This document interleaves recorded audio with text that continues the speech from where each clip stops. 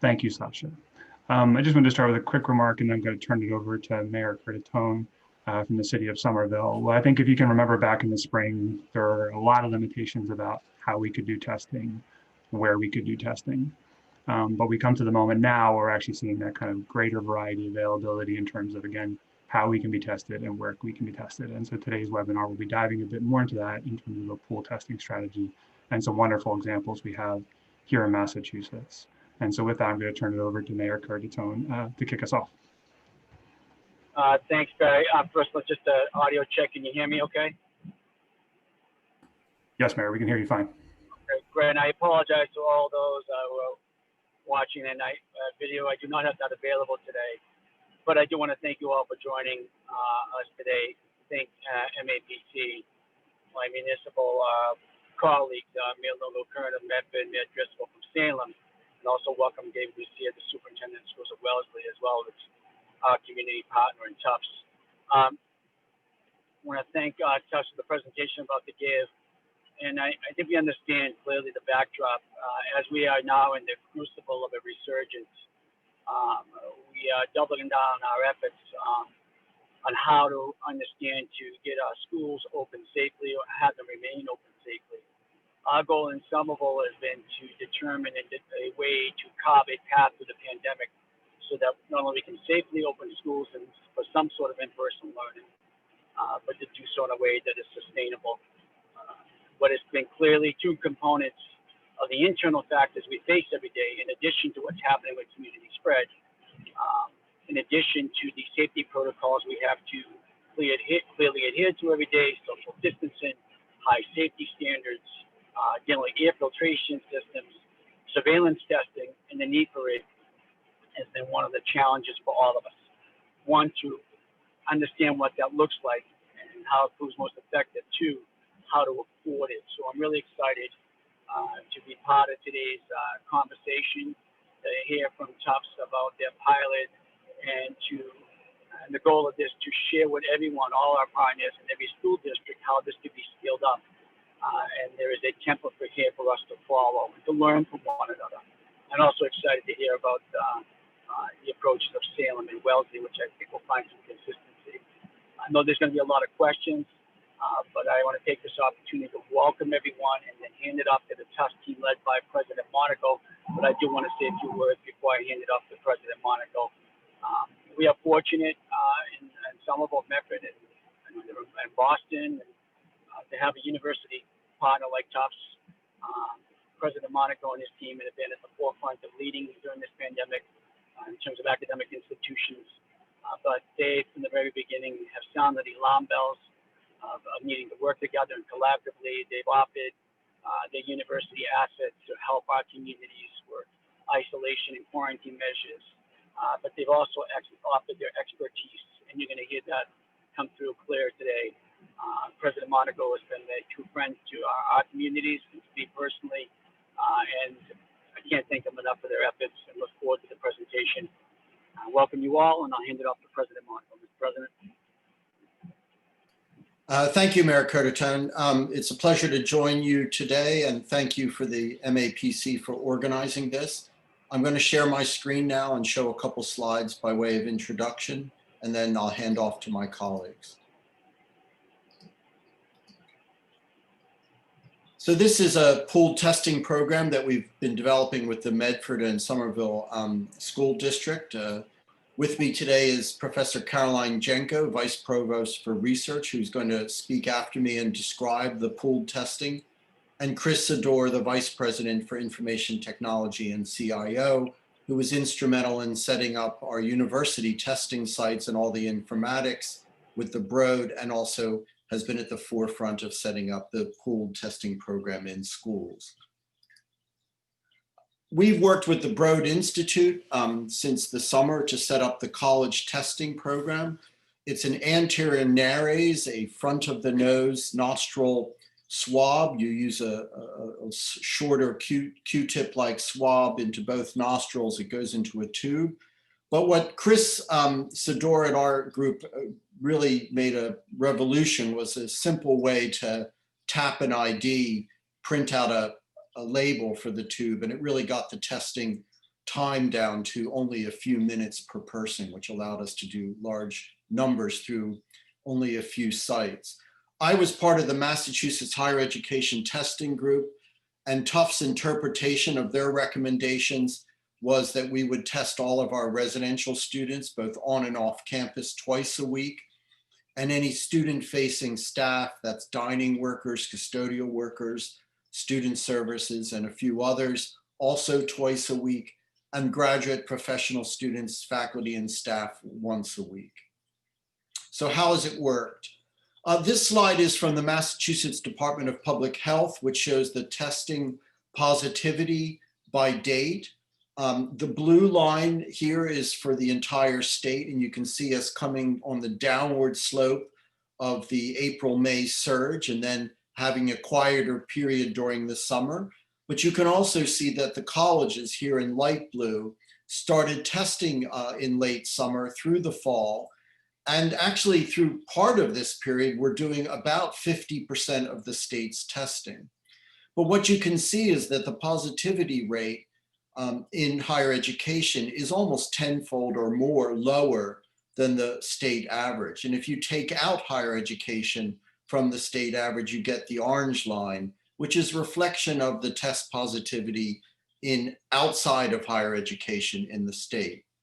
So we've done well. The question also is, how have we done in a surge? Can the testing program handle a surge? And we did go up proportionately, but did not go higher than our tenfold less than the state. You can also see here what I'm calling the post-Halloween wave and then the post-Thanksgiving wave. But the encouraging thing is that it's starting to plateau, and I'm hoping will come back down. This slide shows Tufts' performance throughout the semester. We've done 244, almost 245,000 tests throughout the semester. We test 234 positive, so an overall test positivity of 0.1%. Here at the bottom, you can see our tests done per day throughout the entire semester, and you can see the cadence with Saturday and Sunday always being slightly less, but we did test right through the weekends. We onboarded in August. We had a few positives from off-campus students, and the onboarding process had a fairly good run through September and October. But then you can see the exponential rise when we got the post-Halloween wave, and here is the post-Thanksgiving wave. The point, though, is that the testing program plus the isolation, quarantine, and close contact tracing really was able to manage both of these surges down. And I believe we're going to get this back down now that and have a soft landing into the winter break. Just also to say that this is showing comparing the Boston area universities, both cumulatively throughout the entire semester, shown here. This is Tufts, Boston University, Northeastern, Harvard, and MIT. We're all doing very large numbers of tests in very similar programs. You can see that we've all managed to keep it between 0.1 and 0.14. And in the surge, we've all doubled. Harvard got hit a little higher, but we've managed the surge quite well with this program. And lastly, I just want to say how Tufts has been supporting our host communities of Medford and Summerville through the semester. At Thanksgiving break, we partnered with local restaurants to provide 1,800 meals for in-person students that stayed over that break. And we've also been doing not only this pooled testing pilot, but running a community testing program on campus. I'm doing about 300 tests per week for our community members. This has been an excellent partnership with the mayors, the public school and health systems, and we're very optimistic about rolling it out in January. Just before I hand over, I want to introduce the 3 different types of pooling. These were pooling methods that we used to use in the lab for screening libraries and other methods, so they're quite familiar to us. So one way of doing, which is what we've chosen, and Caroline will introduce that, is called 2-stage hierarchical testing. So instead of testing every person one at a time, you can group 10 of them, or in our case, 8 of them, to one tube. And if that's positive, then you go to individual testing. 3-stage is actually even more efficient. but it cost you in time because of the overnight PCR. If you had 50 people in one tube and got a positive, you could then break it down into tens and then go to individual testing. But then this is a 3-day process, which is not great for COVID because we want to work quickly. We are not using array testing, but I'll mention it. It's just a way of putting all samples both in a row and a column of an array and then test and pooling those rows and columns. And then by the intersection points, you can see what's positive. It's a good method, but it doesn't work. It's not as versatile as the two-stage and also is really meant for higher frequency events than we're seeing with COVID. So we chose the two-stage for that purpose. And I'm very pleased to hand over to Caroline Jenko, who is our Vice Provost for Research, who will take it from there. Thank you. Thank you, Tony. Thank you all for giving us the opportunity to present to you this afternoon. Before I start, I just want to acknowledge my colleagues at Tufts, including President Monica, who have been instrumental in this project, as well as our colleagues at the Broad Institute, who are performing the PCR-based screening for us, and also the Somerville Public Schools, the Medford Public Schools, and both the mayors of Somerville and Medford. Thank you very much for working with us on this project. So what is pooled testing? Pooled testing is a way to group samples together to get a result quickly. And what we're doing in the pooled surveillance testing is we're using the polymerase chain reaction, the PCR test for SARS-CoV-2, and we're evaluating a group of samples together. And what we've determined in our experimental protocol is that pooling is equally sensitive, efficient, and reliable. So what we do in pooled testing is we take individual swabs, and here I'm showing you 8 individuals, and we pool them into one test tube. And we actually do a reaction on those 8 pooled swabs. And you can see on the right, we get the PCR result from the pool. And you can see we'll get a negative result. In the case where we get a positive result from the pool, we then have to go back and request individual samples from those in pool 2. So how did we validate this this fall? Next slide, please. So we conducted a pooled pilot study in September of 2020 on the Tufts campus. And we took advantage of our comprehensive surveillance program that we have, the Healthy at Tufts test site, in which we're doing regulatory surveillance of faculty, staff, and students on our campuses. And so we enrolled more than 2,000 subjects in a study. And the study was that the subjects would come in for their regular testing, they would self-swab and put their swab into a tube, and then they did a second swab and put it into another tube. And then you can see what I'm showing you here on the right is we then went and pooled those individual swabs into a larger tube of 8 swabs. We then sent the individual swabs together with the pooled swabs to the Broad Institute. And what we determined after screening more than 2,000 subjects was that all the pooled positive results had 1 positive swab in them, and all the pooled negative results had all negative swabs. And so basically what we did over this 3-week period of time is we confirmed using 200 different pools that pooled testing perfectly corresponded with the individual results. Next slide, please.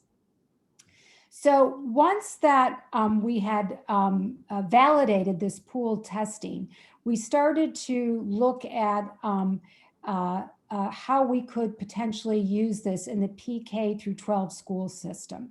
And we started, I'm showing you on the bottom, testing staff only, individual testing for external staff. And then we've started to do individual testing of staff and students, but both external and school staff.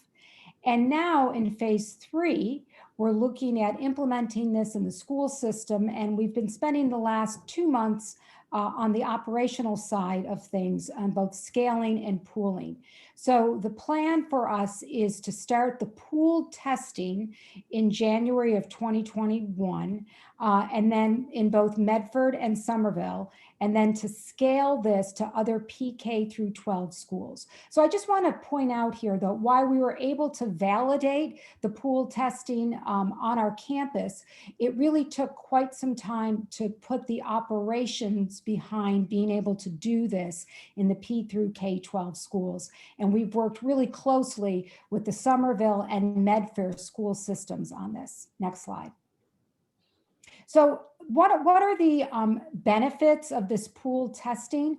The benefits, as I'm sure you can all imagine, is to maximize in-person learning and social development for our children. This obviously has community-facing public health impact. As I said, it's cost-effective, scalable, and reliable.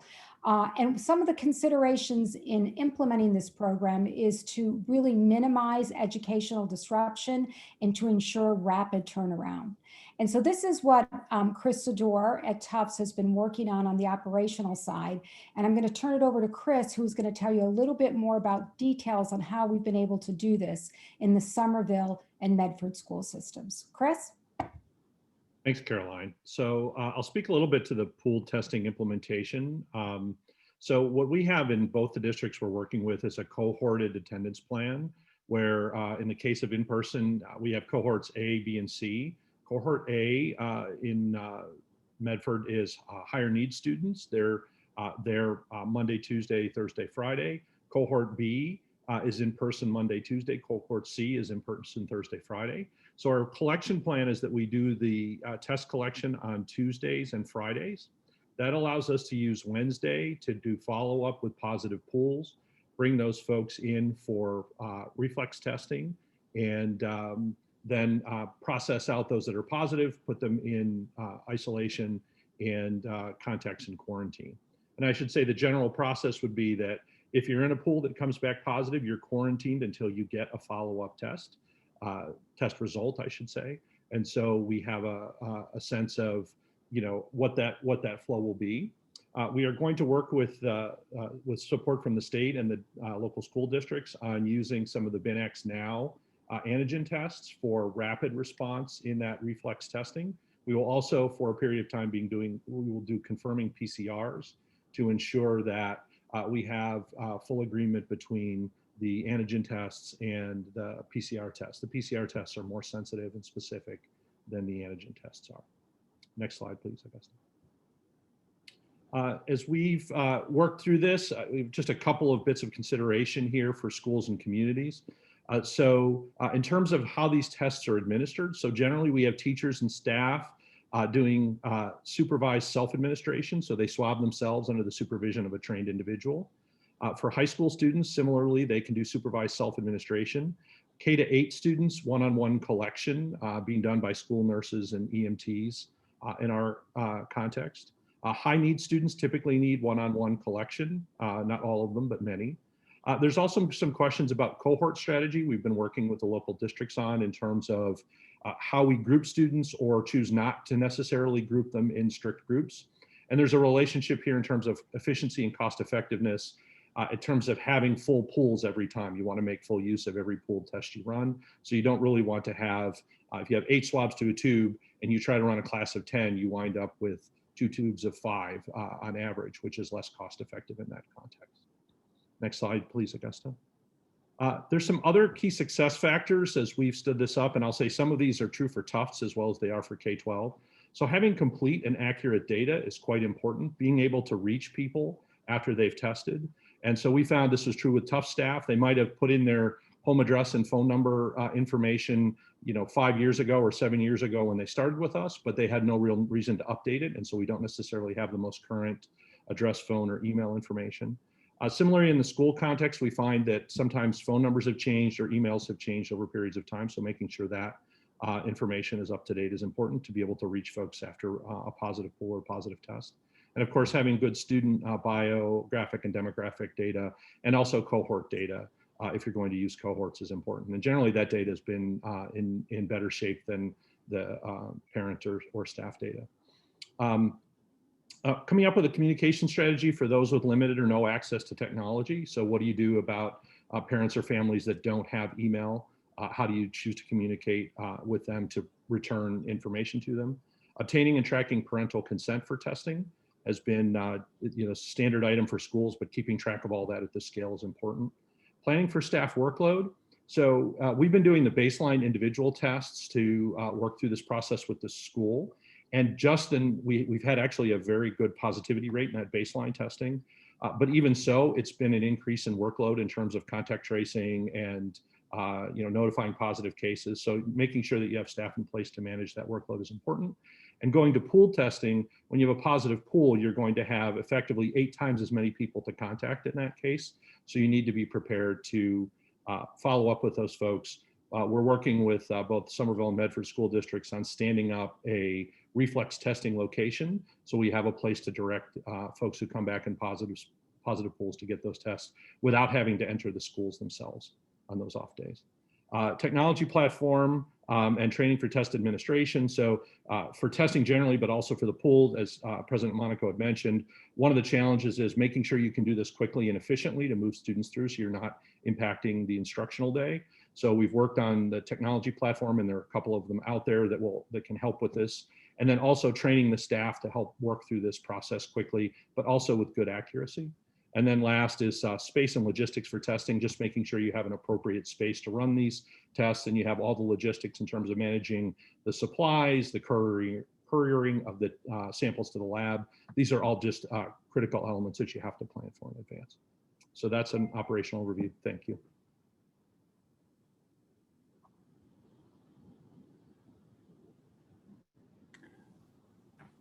Thank you very much for that presentation and for kind of both understanding the history and how you got there, how you're deploying it, and now what that work looks like. Two questions I wanted to clarify real quick. One, in terms of self-administration of the tests, just how are you seeing that working, and have you run any issues in terms of people not wanting to do it, performing it better or worse than they should? So generally, I'll say that that's gone quite well. In our context, we haven't really had any significant problems. As you might expect, we've had a few younger kids who've been intimidated by the testing process. And we have worked a bit to expose kids. It can be a little bit frightening to have someone in full PPE because we have people who are doing collection on younger kids with either goggles and a mask and an N95. So they can have a bit of an alien-like appearance. And so if the kids haven't been exposed to that before, it can be scary for them. But we did get some advice from EMTs who've been working at some of the public collection centers because they've had experience doing collection from kids all the way down to infants. And they were actually quite helpful in thinking about how to put those pieces in place. Thanks, Chris. And just one other quick clarifying question. When you mentioned the reflex testing, so that's implicating that if you have a pool that's positive, you're thinking about finding some way to do rapid testing to then be able to figure out if someone is contagious and actually does have COVID-19. That's correct. And I would say that there's 2 levels of consideration. For the students in this cohorted model that Somerville and Medford are using for school schedules, they have the advantage that students are in school 2 days a week, say Monday, Tuesday, and then they're out until the following Monday. So we want to get them tested quickly, of course, but the really time critical piece is for faculty and staff in the schools, because they are going to come back to school on Thursday to teach or to support operations in the school. So that's why we're particularly interested in using the BinX Now tests for reflex testing, especially for employees, because then we have a quick initial read on whether they're positive or not. For the students, we will do this too, but it's more critical to make sure that we can have the staff back in the school the next day. Awesome. Thank you, Chris. I'm going to take us now from that presentation to a panel of municipal leaders and public school leaders who are essentially doing this work as well, and to learn a little bit about their experience, both as it relates directly to the Tufts experience, but also as they're kind of thinking about it in their regard too. So we're joined by Mayor Kim Driscoll, Mayor Curtatone, Mayor Breanna Lungo-Koehn, and David Lucier from the Wellesley Public Schools. And so to give everybody about 5 minutes to talk a little bit about their experience, and then we're hoping to reserve about 10 minutes at the end to make sure we kind of capture any immediate questions that we can get to now. So I'm going to turn it over to Mayor Driscoll to talk about the experience in Salem. Then we're going to come to Mayor Curtatone and Mayor Lungo-Koehn, and then to David Lucier as well too. So Mayor Driscoll. Thanks, Barry. Appreciate the chance to be with you. I do have a cutoff at 12:40, so I'm going to try and talk quickly, and will make myself available after the webinar for anyone who has any questions.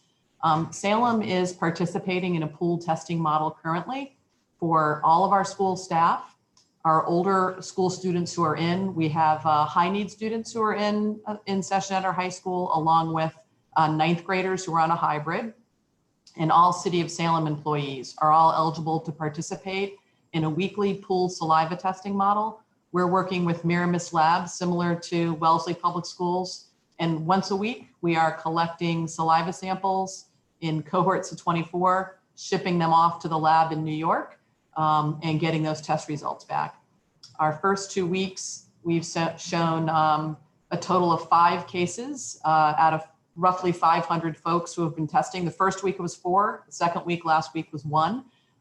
So I've described this as a worthwhile and not inexpensive insurance policy, right? It's testing a lot of adults. What we're finding is there's very low positivity, and that's consistent with what the results we're seeing. This lab, Miramis, is doing a lot of testing in New York. I know they're also testing in Wellesley Public Schools. It's about $15 per test. So it is not inexpensive, and we're using our CARES Act dollars to pay for that. We send our results on a Friday. For some of the adults, they're taking home the samples and collecting it when they're at home. There's certain parameters on when you can do this testing. You cannot have eaten and things like that. Bless you. And for the students, we're doing the testing in school. Our hope is to continue this after January. Obviously, we won't at this point have CARES Act dollars after that point. But in order to start back school in January, we are planning on testing all of our students. Our plan for January is to bring back all the remaining grades. We currently have our youngest students, K-2, in school. As I said, 6th and 9th are hybrid. We're bringing everybody else back on a hybrid version, knowing what we saw happen over the Thanksgiving Day holiday and trying to give our families and our staff a lot more assurances. Our hope is to test everybody coming back into schools, to continue to test City Hall employees. Our City Hall building is open right now, and folks are able to get tested on a weekly basis. And hopefully to have additional either CARES Act dollars or state or federal funding assistance to help do this. We are talking to several of the Massachusetts companies who are working on pool testing. That includes Jenko, that includes the Broad and the CIC, and they're hoping to drive down the testing cost to something that might be more sustainable. And folks on this call may be speaking out with those folks as well. Somewhere in the neighborhood of $5 to $8 per test. Still not inexpensive, but given our strong desire to get these kids back in school, like so necessary. I think some of the things that are on our radar screen beyond how do you afford this long term and logistically setting this up, it took some work. We have, reassigned staff and brought on some folks to help us with both setting everything up. You've got to put these kits together, making all the logistics work and getting the cohorts out, but also then you've got to check the portal and who's doing the resulting. I will say it's a huge benefit with Miramis that you go from a cohort of 24, if there's a positive in there, all the way down to 1, right? So you don't have to worry as much about getting 10 people tested or 12 people tested. If the pool comes back positive, they're able to do that at the lab. It is not inexpensive. They charge for that, but it's worthwhile in terms of the quick turnaround. Think about your police or your fire shifts. We couldn't tell everybody, to wait until they got a test to come back in. So it's super helpful to get that reflexing down to 1 or 2, which is what we've been able to work through. I think the other protocol we're trying to really think about is how do you triangulate all the testing options we have? I heard it was mentioned earlier.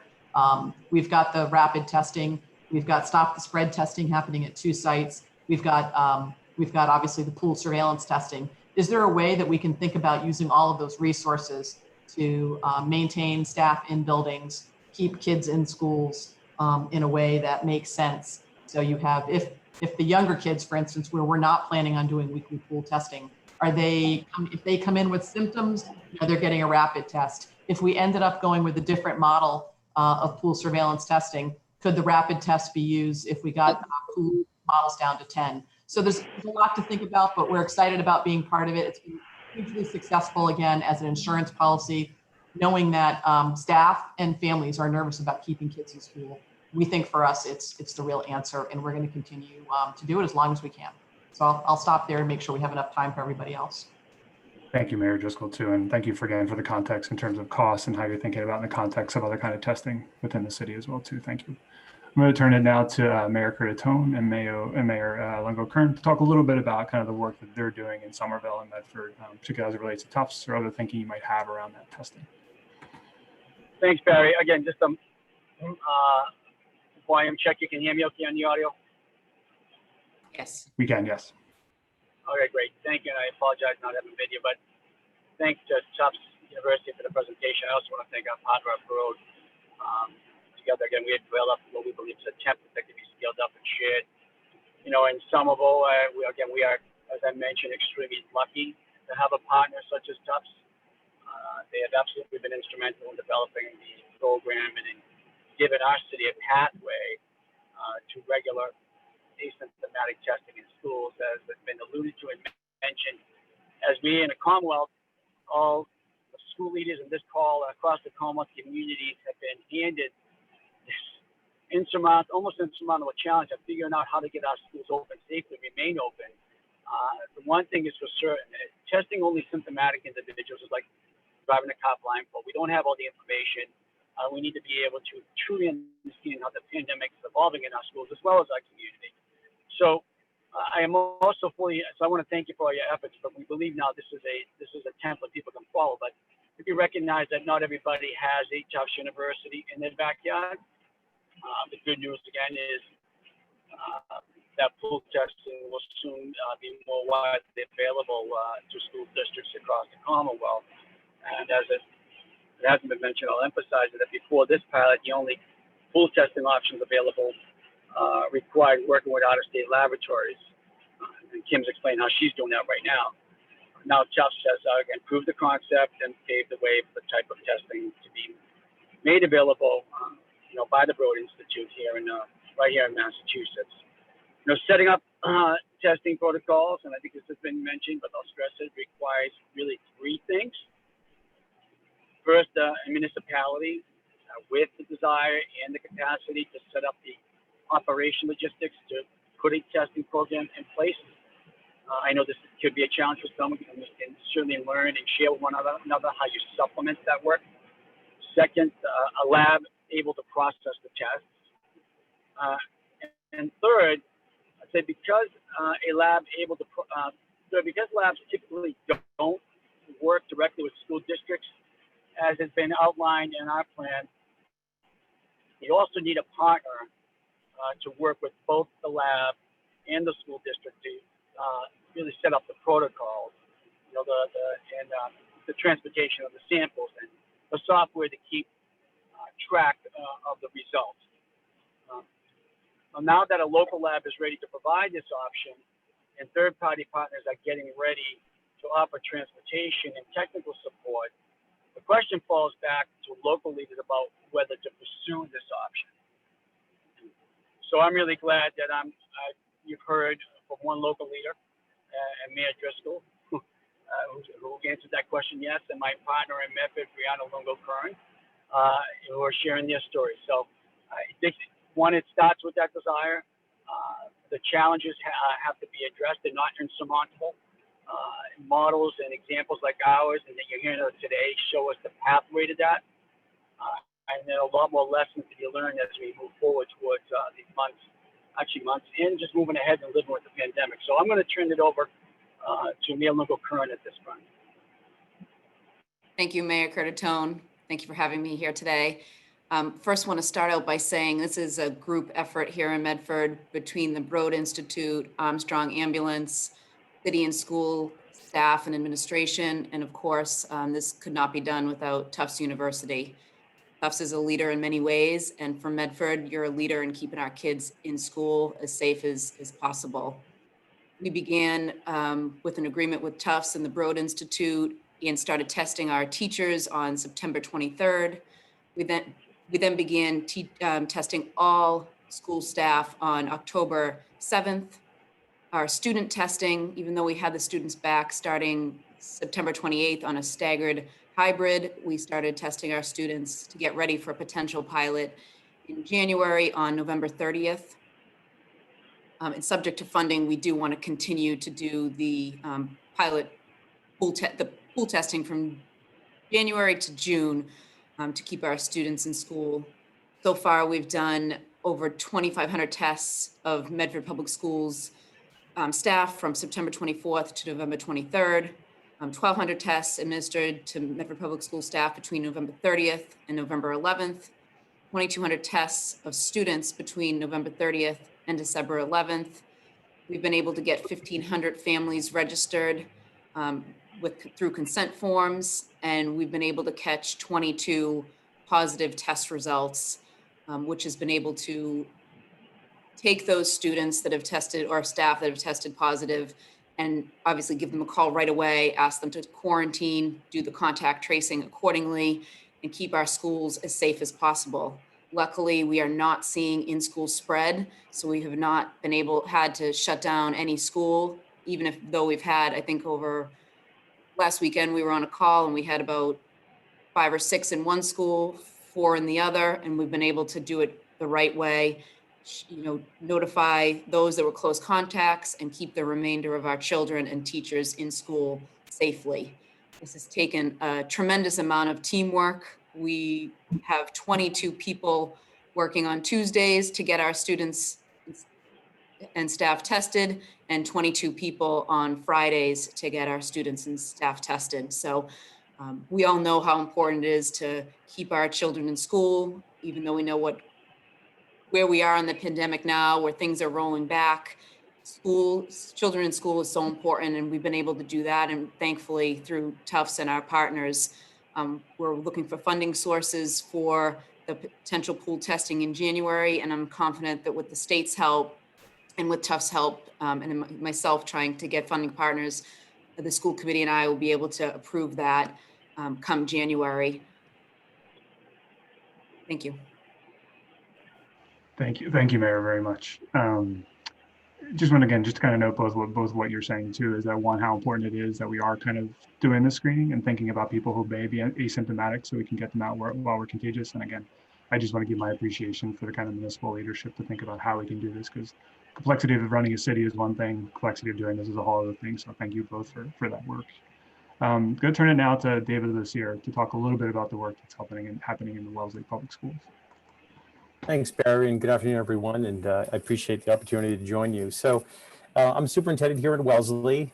Just to give you a sense of who we are, we're approximately 5,000 student district with 10 schools, 1 preschool, 7 elementaries, a middle, and a high school. We're really in the second phase of our testing program. We began the year with baseline testing, which was individual diagnostic testing for all students and for all staff. We actually used 2 different platforms. One was an on-site saliva test through Jenko, which was free of charge, which was excellent. And then we did a front nasal swab of all students over 3 days at our high school. We learned a great deal about testing platforms and protocols from that baseline testing that we were able to apply ultimately in what became our pool testing model. Certainly, the amount of time and how operationally intensive these things were, I think, was something that was going through that baseline testing model. And I think, as several people have said, particularly Mayor Driscoll, and others, the technology needs and operationally some of the infrastructure necessary to do this became extremely apparent to us. So there really were 3 big things that Wellesley was thinking about as we considered our approach to pool testing. One, the model had to be scientifically defensible, and ultimately it led us to remain with the PCR model from start to finish, from pool all the way to individual diagnostic. Secondly, it had to be financially affordable. Our baseline testing for students was roughly $70 per student. It was really difficult to think of economies of scale at that price point, thinking about some sort of weekly testing model. And then finally, it had to be operationally feasible. Did we have the staff, the manpower to actually pull this off week in, week out? So I would say those 3 categories, and much of which we learned early on, sort of framed our thinking, what ultimately led us to the model we have today. So I should have said something at the opening. Wellesley is in a hybrid model right now. Our pre-K, K 1 and 2 students are all back 4 days a week. About 80% of our students with disabilities at the elementary come 4 days a week. About 60% of students with disabilities district-wide are in school 4 days a week. For all other students, they either attend a Monday, Thursday cohort, or they attend in a Tuesday, Friday cohort, and Wednesday, the full district is remote, just to give you some sense of where we are. We have been partnering with Miramis Lab since mid-October for weekly surveillance testing using the pool model. I think Mayor Driscoll did a nice job of walking you through some of the building blocks of that particular model. For us, our scale includes all staff across all 10 of our schools, and it's all students at the secondary level, meaning all students at the middle school and high school. So we're testing approximately 2,500 people per week as a part of this.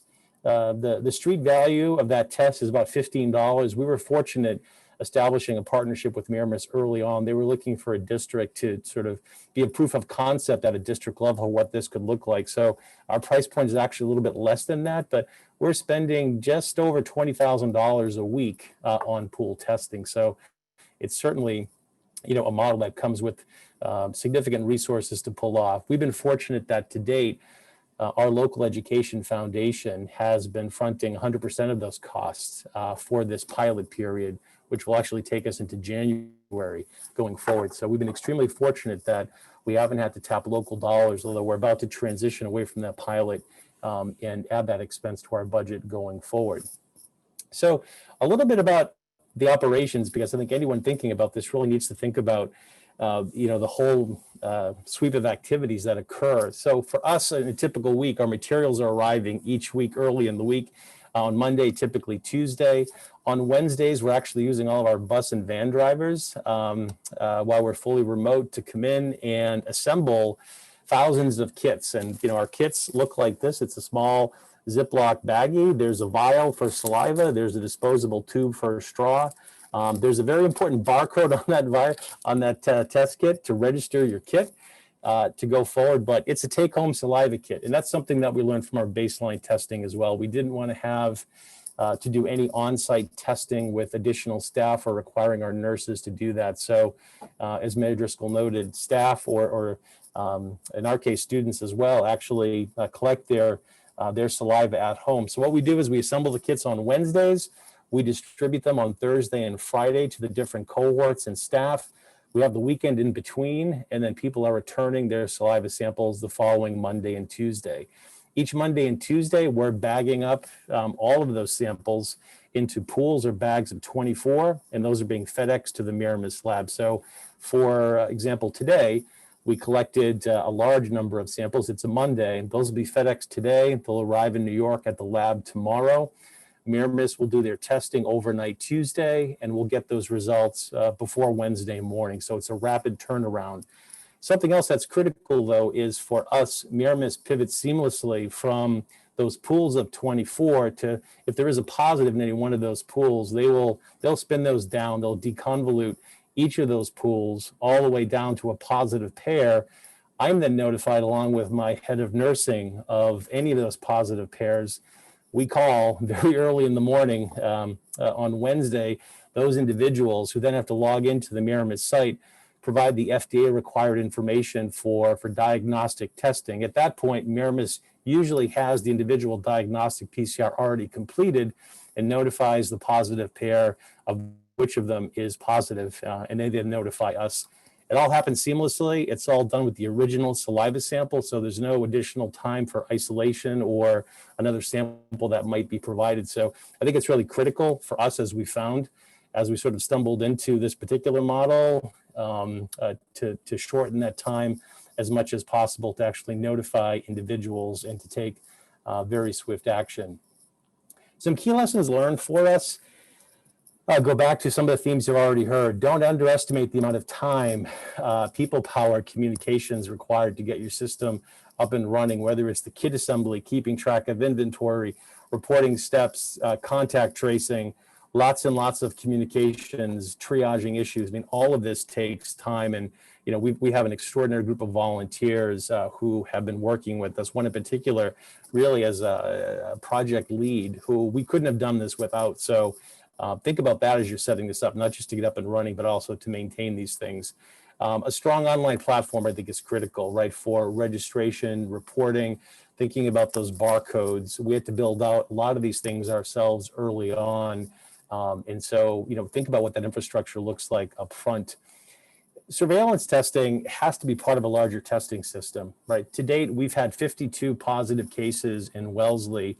17 of those, about a third of them, came through our surveillance testing. Most of those have been asymptomatic individuals, but the lion's share of our positives have come from outside testing. So it's still critical for people to have access, ready access to outside testing beyond surveillance. But for us, that investment is critical because we actually identified an outbreak of in-school transmission at our high school as a result of this surveillance testing. It was in our main office. So had we not identified that through this, one can only imagine how much more spread would have occurred and the much broader impact. So we were able to take swift, targeted action to actually shift the school into remote for a 2-week period of time to sort of get hold of the issue, understand what had happened, and then be able to reopen as well.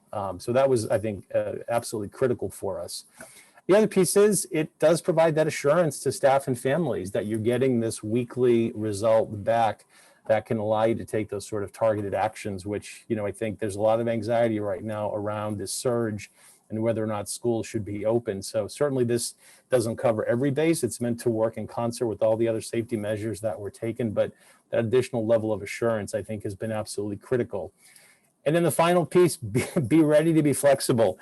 Today's a good example. Google went down, I think, worldwide. Well, for folks registering their testing kits in the morning, that meant they couldn't access their Google form with us to register these kits. We have a snowstorm coming in Thursday. That's one of our distribution days.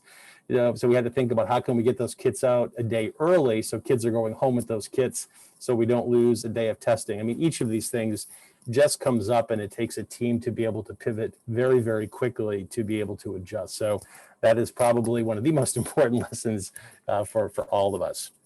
So happy to take any questions on that and glad to be here. And just to say both to our friends from Tufts, the panelists as well too, there are a bunch of questions coming in. I think you were touching on a lot of the answers to those two. Thank you. There are also some technical questions in there we'll follow up, which probably require a little more detail. And thank you, Chris, for answering the one that was in the chat. David, one question that you might be able to speak to, given the length of time you've been doing this, what is coordination between positive test results and the kind of local board of health department, and the state look like that communication change? Yeah, that was a bit of a challenge, for us. Miramis is a New York lab, and so making sure that any positives, once they're down to the individual diagnostic level, were reported to the MAVEN system was definitely a set of bureaucratic steps we had to work through with the lab. Ultimately, right now, it's going through the New York State Board of Health to the Massachusetts Board of Health.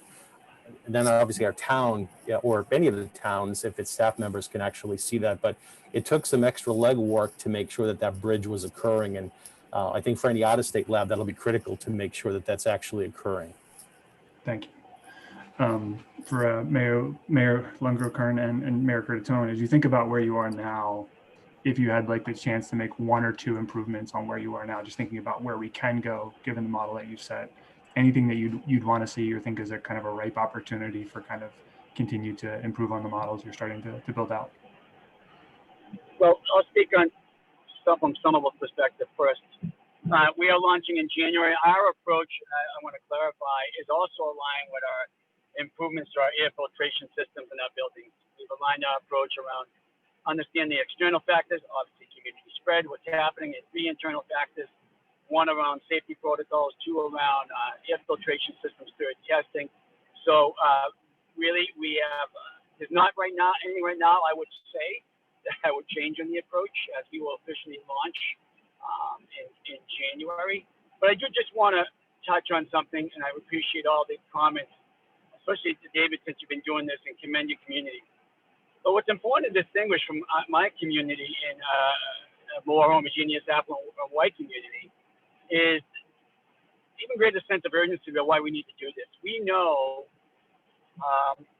all evidence and more evidence is coming out that community spread or spread back to multi-generational households does come from students, even younger students now, as some countries are finding evidence of. And that has potentially even deadlier consequences in communities that have vulnerable populations, poor people with, poor health outcomes. And I really appreciate Dave being on the call. It's a good lesson to be learned. So there's nothing I would say to be changed, but I just want to emphasize that point to really stress why we found it urgent to try to figure it out. And I'll leave it at that. Everyone a little off. Thank you, Mayor. Thank you. Yes, there's been some small tweaks we've had to make along the way with regards to where testing takes place. And that's something I can have my team draft up or talk to any mayor or town manager that is interested in doing this in the future. But internally, keeping track of your data is very important. And externally, obviously, the funding. And I did hear earlier in the call that the Broad Institute is willing to negotiate for school districts. So we definitely something we will take advantage of because we are paying the $25 a test now. Thankfully, we have Tufts that is helping. Pool testing obviously will bring it down further, but funding externally and keeping track of your data is very important. Thank you as well, Mayor. Thank you. And to our friends at Tufts, just as we kind of begin to kind of wrap up here, just wondering what lessons you might think about we can take from what's happened on the college campus and the work you've done as we go out into kind of broader community settings and think about this at a city or town level. I think what we've learned from the surge is that, yes, you're going to get a wave of increased cases, but in every single wavelet of the recent surge, we've been able to bring it under control and stop any spread within our community. And I think that's something people should recognize, that it's not just picking up the positives, you're preventing spread because you're catching them early, hopefully. The second point is that this is not just a public health intervention for the schools, it's a public health intervention for the whole municipality. Because when you get positive children, they're coming from households that probably have a positive adult. And getting that positive in the school allows you to get the household tested, hopefully, and stop spread in the household. And I think that'll have an effect. In a way, think of it, of your school children as bringing that many households together into a surveillance testing program. Thank you, President Monaco. To make sure we stay on time, I'm going to begin to wrap us here too. So my hope is that everyone, at least listening on the call, take away something in terms of what was the science behind this and how this happened, to maybe something about the methods and how this was rolled out. And at the very least, 3, and again, my appreciation to and MAPC and other organizations, appreciation for your work, because you're showing us a model. And it's great to have such important bright spots within our Commonwealth that we can look to say, how might we do this? How is it done? And what does it allow us to do, particularly as we try to get back as a Commonwealth and get back as cities and towns. I'm going to stop there. Again, end on a high note of appreciation for our friends at Tufts, Wellesley Public Schools, City of Somerville, Medford as well too. Thank you all so much for being here today. It's just incredible, and thank you all for being here today. So we'll follow up on any questions we didn't get to, and wish you all the best as you continue to do that great work you're doing on the front lines of our municipalities and our institutions. Thank you to MAPC as well. Thanks everyone for joining us. Thank you. Thank you.